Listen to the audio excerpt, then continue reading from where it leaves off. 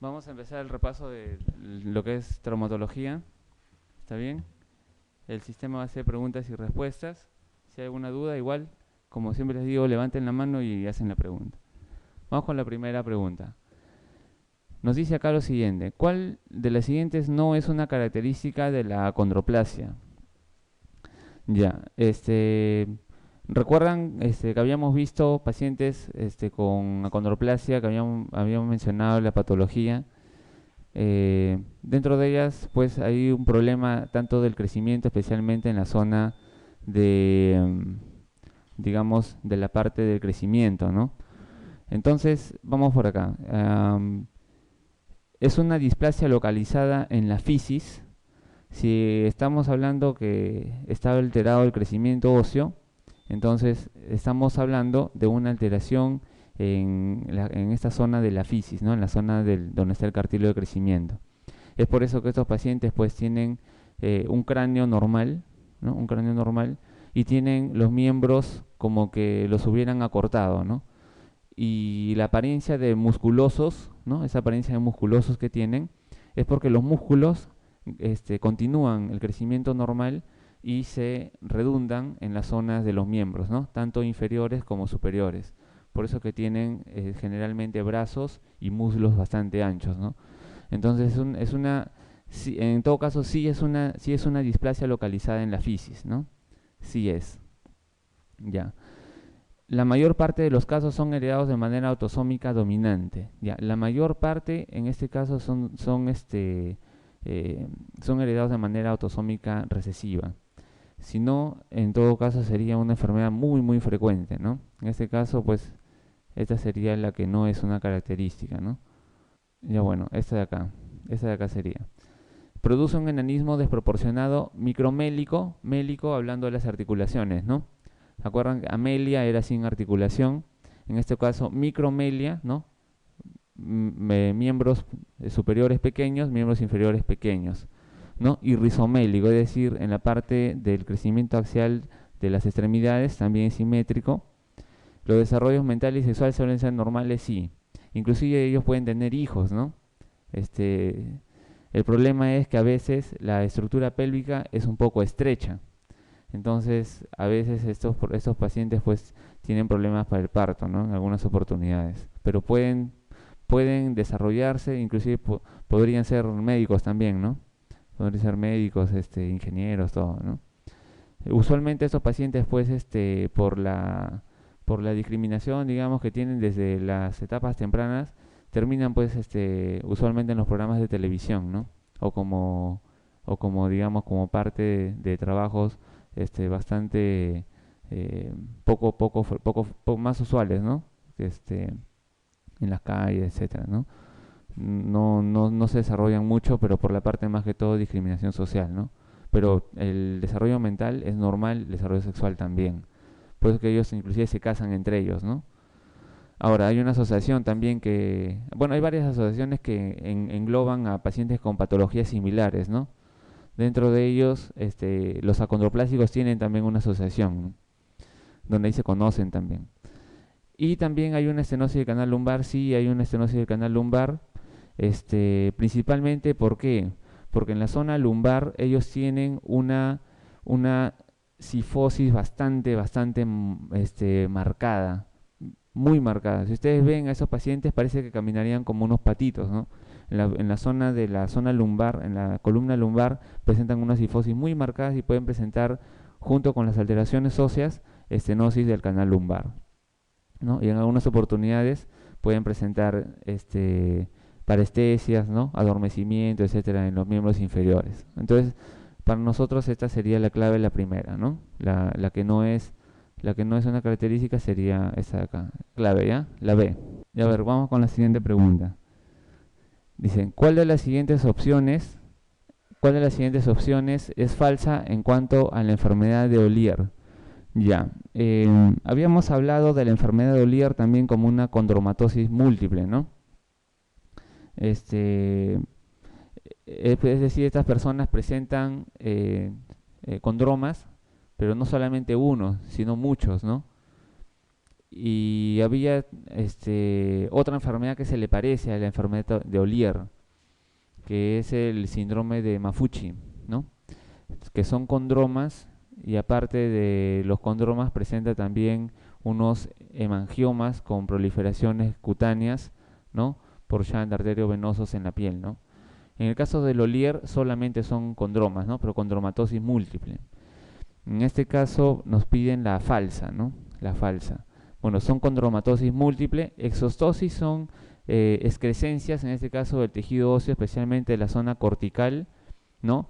Con, digamos, con picos, ¿no? Con picos, en este caso óseos. Esas son exostosis, que se puede dar en cualquier parte del hueso. No lo presenta la enfermedad de Ollier. Al contrario de la exostosis, el Ollier presenta condromas, ¿no? Que son, digamos, tejido cartilaginoso, ¿no? Como goma que está dentro del hueso, ¿no? En cavernas. ¿Se manifiesta por múltiples tumoraciones dominadas en condromas? Sí, ¿no? Sí, y se pueden desarrollar especialmente en los huesos largos, ¿no? Puede estar en la falange de los dedos, en los metacarpos, o también puede desarrollarse en el cúbito, radio, húmero, y con menos frecuencia en los miembros inferiores, ¿no? También en los pies. ¿Existe el riesgo de degeneración sarcomatosa? Sí, también existe un riesgo de degeneración sarcomatosa. No es muy frecuente, pero se menciona que dentro de estos encondromas múltiples, ¿no? Se puede desarrollar también una degeneración, ¿no? A un tumor maligno. ¿Está asociada a hemangiomas cavernosos? ¿Se denomina síndrome de Maffucci? Sí, ¿no? Y el síndrome de Maffucci, pues, aparte de esto, tiene, como yo les menciono, unas excrescencias a manera de hongos, ¿no? Como esos hongos de la bomba atómica, ¿no? Salen en toda la parte de la piel, ¿no? Son tumores, digamos, de hemangiomas cavernosos. No hay ninguna opción falsa entre las anteriores, sí, ¿no? Entonces la exostosis, en este caso, esta de acá, la exostosis múltiple familiar, no, sino en condromas, no exostosis, ¿no? Sino serían en condromas. Entonces esta sería la respuesta falsa. ¿Bien? Ya, acá tenemos otra que nos dice el síndrome completo de la osteogénesis imperfecta no incluye, ya, no incluye, muy bien. Entonces vamos a ver cuáles sí incluye. La osteogénesis imperfecta es una patología que tiene también varios grados. La osteogénesis imperfecta, como su propio nombre lo dice, es que el hueso es imperfecto. El hueso no tiene las características de un hueso normal, no es duro, sino es un hueso, entre comillas, blando, ¿no? Esta osteogénesis hace que los huesos sufran fracturas frecuentes. Puede desarrollarse de recién nacido, que son las formas más graves, o puede desarrollarse en la primera infancia, en la niñez o en la adolescencia, en la primera adolescencia, ¿no? Mientras el paciente todavía continúa en crecimiento. Mientras más temprano se presenta, es más grave y presenta características inclusive letales, ¿no? Inclusive un paciente que puede presentar esto intraútero puede nacer, digamos, fallecido, ¿no? La osteogénesis imperfecta produce fracturas por esta alteración ósea. Por ejemplo, lo típico es que un paciente pequeño venga, se le toma una radiografía de tórax y presente múltiples imágenes arrozariadas por fracturas y consolidaciones en varias zonas de los arcos de los arcos costales. Aparte de eso, también fracturas en los miembros, especialmente los miembros de carga, como son los miembros inferiores, especialmente fémur. En las radiografías de estos pacientes también se ven los fémures arqueados, ¿no? Arqueados. Y esa es una imagen típica de estos pacientes con osteogénesis imperfecta. El hueso es, entre comillas, blando, ¿no? Por una alteración del colágeno tipo 1, principalmente, que también se le asocian otros tipos de colágeno, pero principalmente el tipo 1, que habíamos mencionado al inicio, ¿no? En las primeras clases, que es el colágeno más importante del hueso. Entonces, tiene muchas alteraciones en general, ¿no? Y dentro de ellas las más importantes están acá, ¿no? En este caso vamos a decir, sí tiene la osteogénesis imperfecta, huesos frágiles, así es, sí tiene huesos frágiles, ¿Presenta escleróticas azules? Sí, es una característica, digamos, de la osteogénesis imperfecta, ¿no? En la mayor cantidad de pacientes presentan escleróticas azules, ¿no? Escleróticas azules. Hay malformaciones dentarias también, porque también la dentina también está alterada, ¿no? Inclusive, aparte de las malformaciones, la mala calidad hace que estos niños pierdan dientes o se piquen fácilmente, ¿no?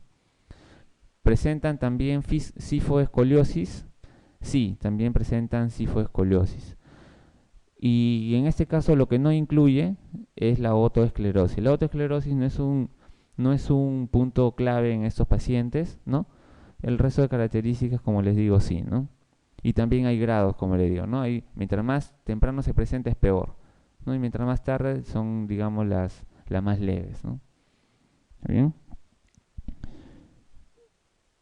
Ya. Acá tenemos otra pregunta. En este caso tenemos, dice, ¿cuáles de las siguientes correlaciones entre la localización de necrosis ósea y su nombre propio no es correcta?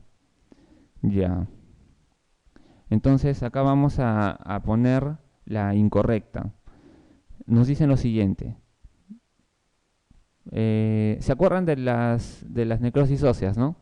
Que habíamos mencionado que aparecen, simplemente no se sabe por qué aparecen, ¿no? Tienen nombres propios y se pueden desarrollar especialmente en la zona entre el hueso y la articulación.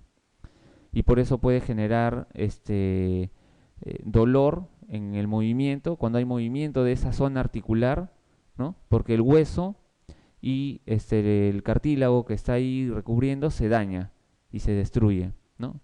Las necrosis óseas. Por ejemplo, tenemos acá la de Panner. Es una necrosis ósea del cóndilo femoral, nos dice. Esta es verdad, ¿no? Sigo yo abriendo esto. Ya. La de Panner es una osteonecrosis, ¿no? También a veces hay destrucción del cartílago, del cóndilo femoral. No se sabe por qué aparece, como les digo, todas estas necrosis óseas. Y el Panner, bueno, es su nombre propio, ¿no? Su nombre propio de esta patología.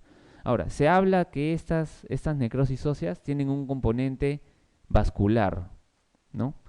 Pero mencionan una lista de una serie de enfermedades vasculares y metabólicas. Al final no se sabe exactamente por qué aparece, ¿no? O sea, una causa clara, se dice, como no sabemos, como yo les digo, decimos idiopático, ¿no? Son idiopáticas. Ya. El Sinding-Larsen del polo inferior rotuliano. Sí, entonces cuando se asocia el polo inferior de la rótula, cuando hay una osteonecrosis en esa zona, se llama Sinding-Larsen, ¿no? El Friber, ¿se acuerdan del Friber, del Kohler 2? ¿No?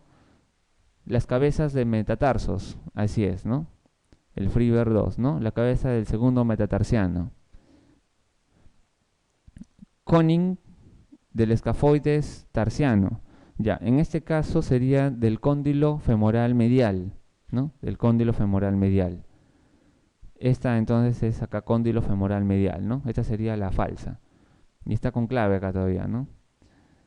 Y la enfermedad de Pertes es de la cabeza femoral, la conocida enfermedad de Pertes, ¿no? O sea, dentro de todo este grupo está nuestra conocida enfermedad de Pertes, ¿no? Que como yo también les mencionaba, no se sabe por qué aparece, se le asocia una serie de alteraciones, digamos, vasculares, ¿no? Pero exactamente no se ha determinado cuál es la causa, ¿no? Listo. Ya. ¿Cuál de los siguientes es un signo del mal pronóstico de la enfermedad de Pertes? Ahora sí nos vamos a meter en la enfermedad de Pertes. La enfermedad de Pertes es una patología que se da, como yo les mencionaba, especialmente en niños pequeños. ¿Se acuerdan? Mientras más pequeños tenemos, nosotros podemos pensar en enfermedad de Pertes. La enfermedad de Pertes lo relacionan con una serie de enfermedades. No se sabe la causa, como yo les digo, pero últimamente se ha estado viendo relacionado con alteraciones en la proteína C, en la proteína S, ¿no? Que son de las proteínas que están en la sangre, que ayudan a destruir en este caso coágulos, ¿no? Que se forman en la sangre. O sea, una alteración en la parte vascular se habla, pero no se sabe exactamente la causa. Entonces, eh, produce una alteración, en este caso de la cabeza femoral, de la cadera, ¿no? Por eso el pequeño pues presenta un quejido, cuando se le toca en la zona de la cadera presenta dolor, ¿no? En esa zona. Entonces, los signos de mal pronóstico son, ser niña es un signo de mal pronóstico porque es más frecuente en niños, ¿no? En niños, en varones. Este es un signo de mal pronóstico. Si hay un diagnóstico confirmado de enfermedad de Pertes después de los 6 años, también es un signo de mal pronóstico, porque generalmente estos son niños pequeños. Y la enfermedad de Pertes, mientras más temprano se trata, es mucho mejor. El niño puede recuperar. Y los porcentajes de recuperación casi llegan al 100%, ¿no? Pasan el 90% con un buen tratamiento. Entonces este signo mayor a 6 años es un signo de mal pronóstico. Como está afectada la cabeza, nosotros nos valemos de una clasificación, ¿no? De una clasificación, si nosotros le llamamos clasificación de Cateral, que nos vemos la cabeza, ¿no? La ponemos la cabeza femoral, digamos, la miramos de frente y decimos esto es medial, esto es central y esto es lateral. Y el lado lateral es el que más nos importa a nosotros. Entonces, afectación del margen lateral de la cabeza también es un signo de mal pronóstico, y obviamente si está afectada gran parte del área cefálica del fémur, también es un signo de mal pronóstico, ¿no? Mientras menos esté afectado, digamos, el tratamiento va a ir mucho mejor. Para este caso, todos los que están acá son signos de mal pronóstico, ¿no? Todos.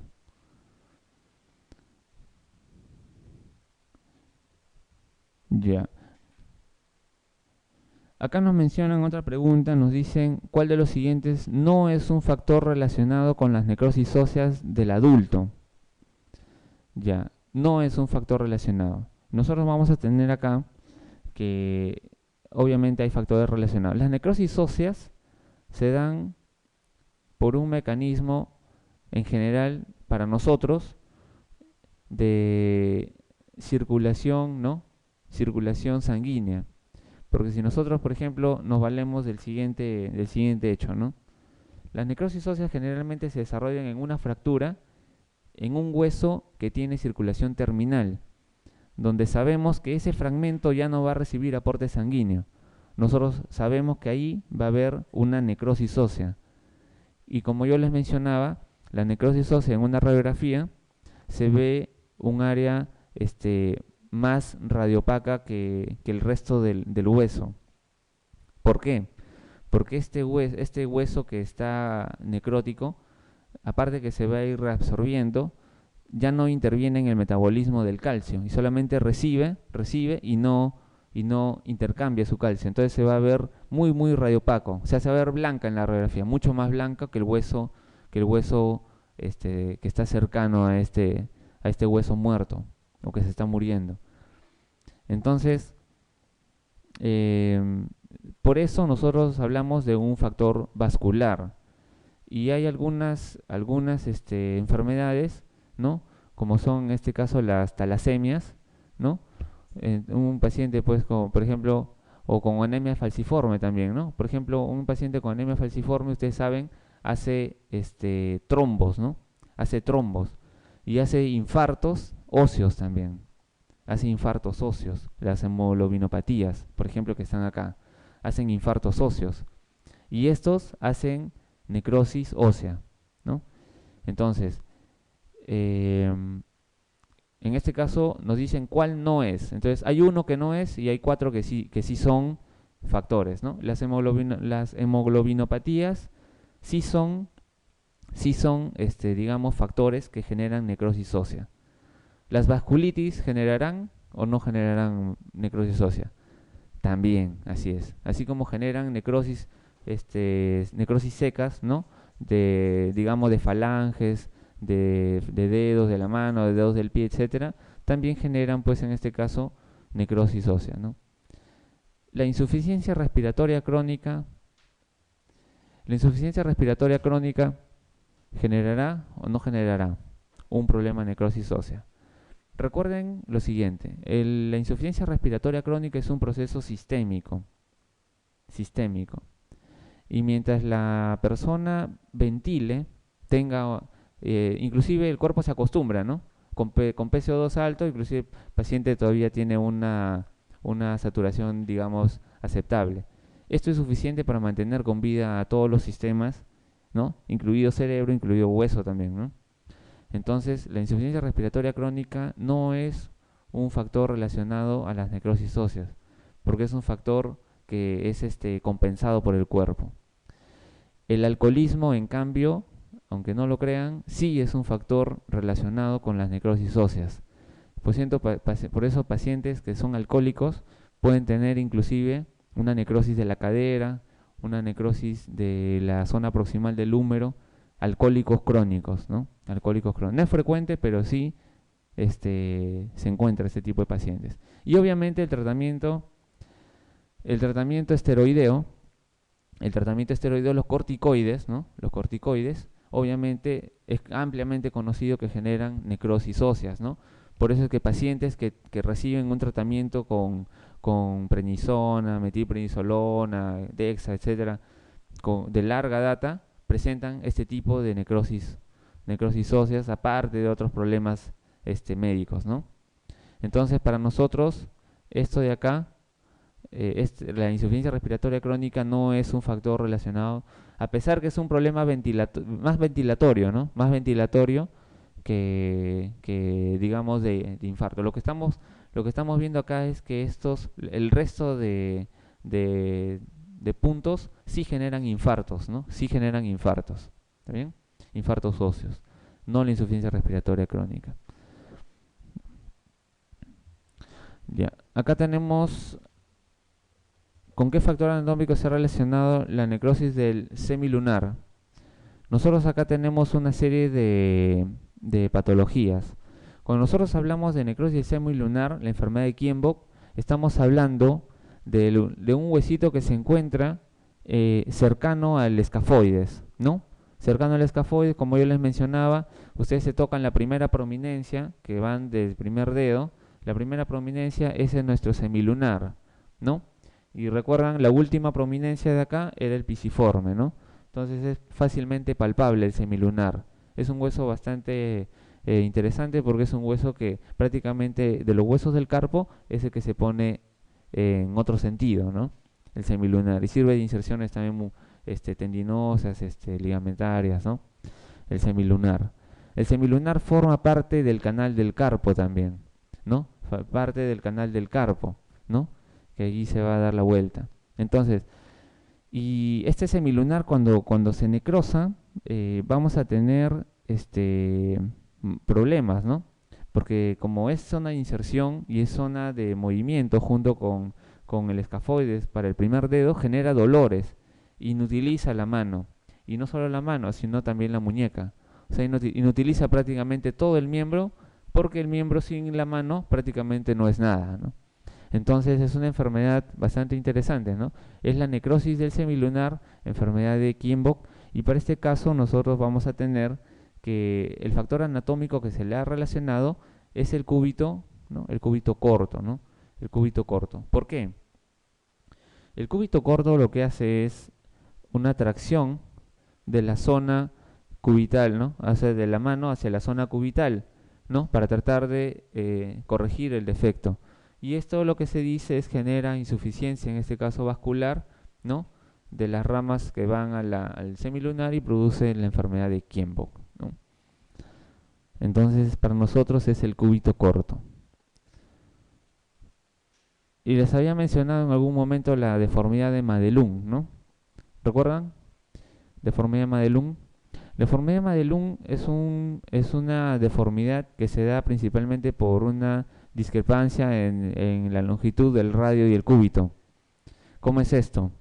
Por ejemplo, una paciente que ha tenido una fractura de radio distal impactada, ¿no? Y desplazada, va a terminar, digamos, la muñeca hacia radial. La deformidad Madelung es que este cúbito, con el tiempo, con el movimiento, se va acomodando y sale a manera de una punta hacia el lado cubital. Es una deformidad de Madelung, ¿no? Similar a la enfermedad de Madelung, que es un paciente que nace con una alteración de radio corto y el cúbito sale por esa zona, ¿no? Entonces la deformidad es el que se asemeja, digamos, a esa enfermedad de Madelung, ¿no?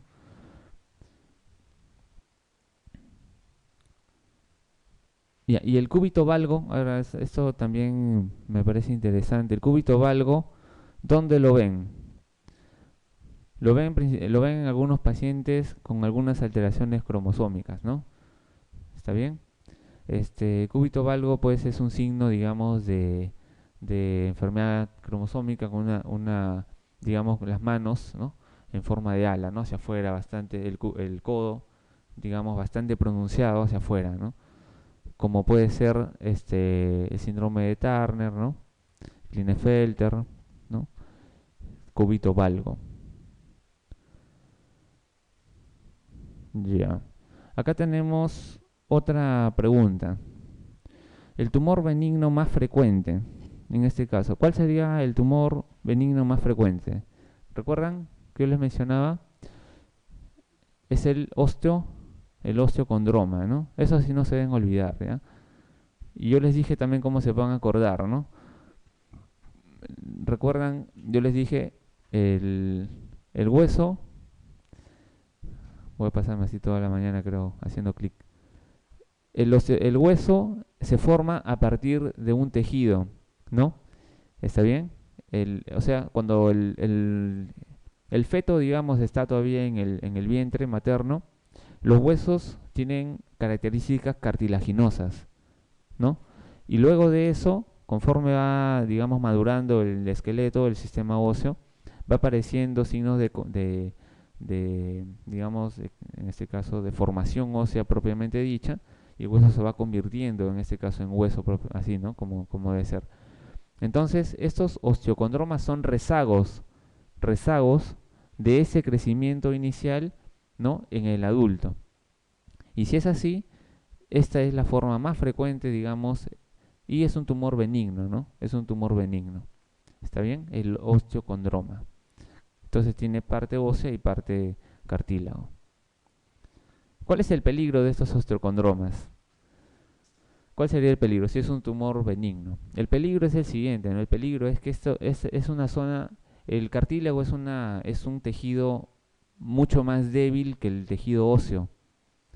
Entonces, si ustedes tienen una parte débil dentro de una estructura muy fuerte, en un momento que hace digamos, un esfuerzo, ¿no? Puede ser de miembro superior, de miembro inferior, de esa zona, en la zona menos fuerte va a haber un movimiento de inflexión y ahí va a haber fracturas, ¿no? Por eso es que a veces se dan cuenta recién cuando hay fracturas que existió, digamos, un osteocondroma en esa zona, ¿no?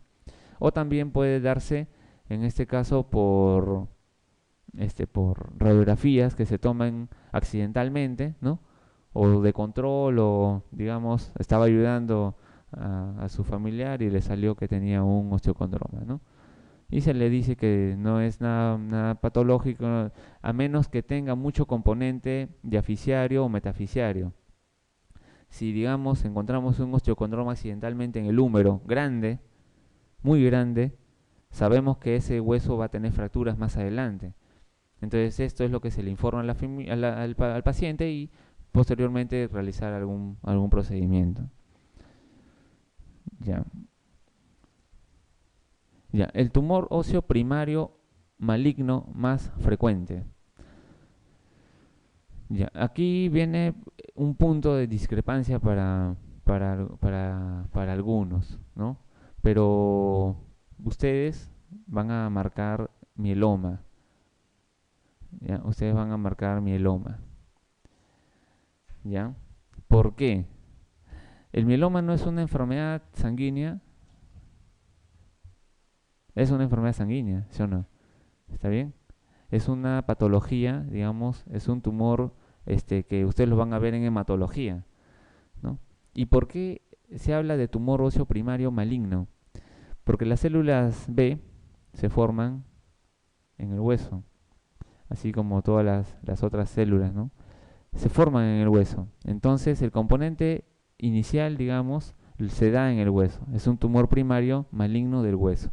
Y como el mieloma es enfermedad, digamos, en este caso, metiendo toda la patología ósea, la más frecuente, más que el osteosarcoma, entonces se considera el mieloma como el tumor maligno más frecuente. ¿Está bien? Además de eso, hay un componente que ustedes deben recordar, ¿no? ¿Cuál es el componente que recuerdan de una radiografía de un mieloma?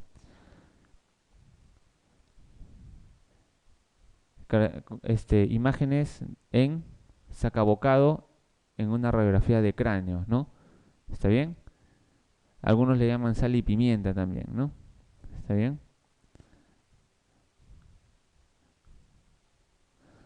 Ya. Acá hay otra pregunta. Nos siguen hablando de tumores. ¿Cuál de los siguientes tumores tiene su localización preferente en las falanges de las manos y los pies? Entonces también hay un tumor que tiene, pues, digamos, en este caso, localizaciones, ¿no? Hablamos, por ejemplo, de los tumores que tienen en las falanges y los pies, que se llama el encondroma, ¿no? El encondroma. El encondroma, pues, es un tumorcito, ¿no? Benigno también, que se va a encontrar en estas localizaciones preferentemente. Ustedes toman una radiografía y ven digamos, una imagen radiolúcida, ¿no? Circular, circunscrita, ¿no? En un metacarpo, por ejemplo, y al familiar le pueden decir probablemente sea un encondroma, ¿no? Probablemente, ¿no? Eso es lo más probable. Obviamente ustedes no pueden asegurar un diagnóstico a menos que tengan la anatomía patológica, ¿no? Por ejemplo, les cuento un caso, ¿no? Había un paciente que tenía un tumor por ecografía grande, en la zona del brazo, ¿no? Un tumor, de tipo grasoso, ¿no? Grasa, un lipoma probablemente, ¿no? Entonces le extirpan el lipoma, ¿no? Supuestamente, y no lo mandan a patología. Lo resecan y lo mandan a su casa. Después de 2 años regresan con otro tumor en la misma zona. Hacen la biopsia y sale un liposarcoma, ¿no? Entonces por eso nunca podemos asegurar un diagnóstico a menos que tengamos la patología, ¿ya? Inclusive estos tumores que, como dije, lo más probable es que sea un encondroma, pero no necesariamente, ¿no? Listo. Tenemos también marcadores, ¿no? Marcadores séricos. El marcador sérico más conocido del osteosarcoma es... ¿Cuál es? ¿Se acuerdan? El marcador. Acá tenemos varios, ¿no? Tenemos las fosfatasa ácida, hidroxiprolina, proteína morfogénica ósea, fosfatasa alcalina y precolágeno. Sí lo habíamos mencionado, ¿recuerdan? Ya, es la fosfatasa alcalina, ¿ya? La fosfatasa alcalina. Pero yo les había mencionado algo también. La fosfatasa ácida y la fosfatasa alcalina son proteínas que se encuentran en el hueso, ambas, ¿no? Y la fosfatasa alcalina, ¿por qué? Y la fosfatasa ácida, ¿por qué? ¿Por qué sí la fosfatasa alcalina y por qué no la fosfatasa ácida? ¿Recuerdan la primera clase que les había comentado sobre estos marcadores? Les dije lo siguiente. Eh, el hueso se forma en un ambiente básico. El ambiente básico es un ambiente que va a favorecer la formación ósea, ¿no? Tanto así que el osteoide, que es el primer, digamos, elemento que se forma después de una fractura para formar nuevo hueso, es el primer, se desarrolla en un ambiente básico. Cuando se da un ambiente ácido, ¿no? Todo lo contrario, el ácido, la fosfatasa alcalina, prolifera en aquellos eventos de destrucción ósea. ¿Está bien? La, ¿Dónde estoy? Aquí estoy. El osteosarcoma es un tumor de crecimiento, ¿no? De un crecimiento muy rápido, muy acelerado. Y como tiene un crecimiento muy rápido, muy acelerado, en este caso, los osteoblastos que están generando la sustancia osteoide y la fosfatasa alcalina, va a aumentar su producción. Y en la sangre se va a poder determinar que está aumentado ese marcador. Entonces, el marcador sérico más conocido es la fosfatasa alcalina. ¿Bien? Ya. Acá viene otra pregunta. Nos dice cuál de los siguientes tumores es menos probable que sea causa de metástasis ósea. Ya. Cuando hablamos de metástasis óseas, nosotros estamos eh, hablando ya de tumores primarios o secundarios. Secundarios, así es.